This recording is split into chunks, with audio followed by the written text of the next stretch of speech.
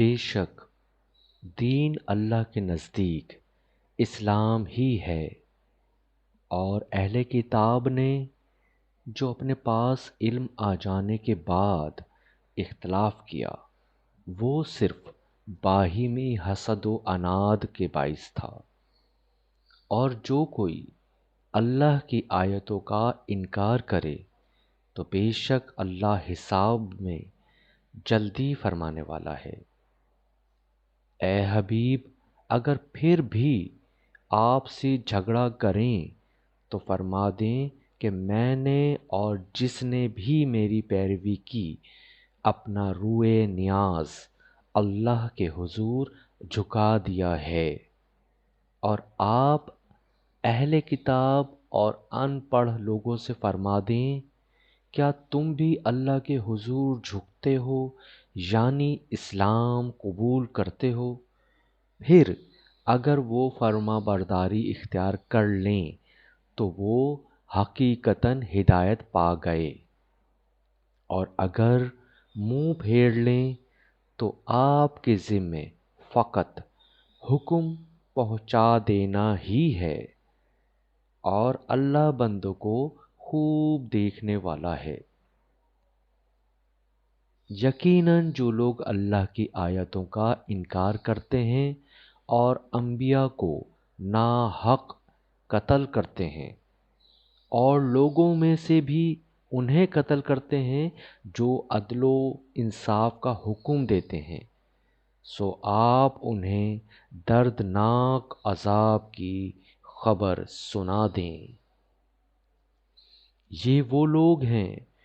جن کے اعمال دنیا اور آخرت دونوں میں غارت ہو گئے،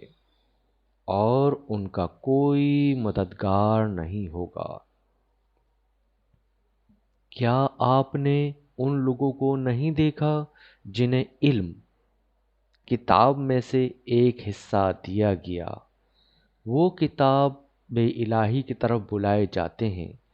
تاکہ وہ کتاب ان کے درمیان نزاعات کا فیصلہ کر دے، تو پھر ان میں سے ایک طبقہ منہ پھیر لیتا ہے، اور وہ روح گردانی کرنے والے ہی ہیں۔ یہ روح گردانی کی جرت اس لیے کہ وہ کہتے ہیں کہ ہمیں گنتی کے چند دنوں کے سوا دوزخ کی آگ مس نہیں کرے گی، اور وہ اللہ پر جو بہتان باندھتے رہتے ہیں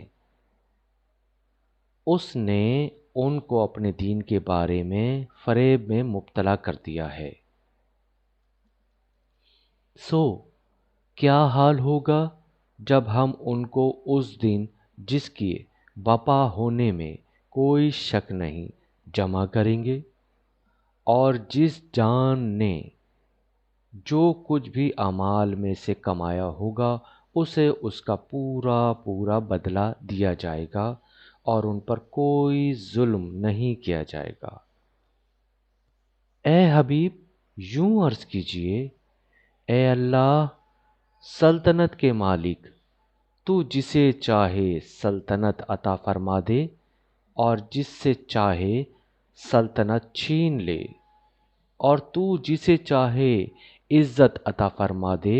اور جسے چاہے ذلت دے۔ ساری بھلائی تیری ہی دست قدرت میں ہے،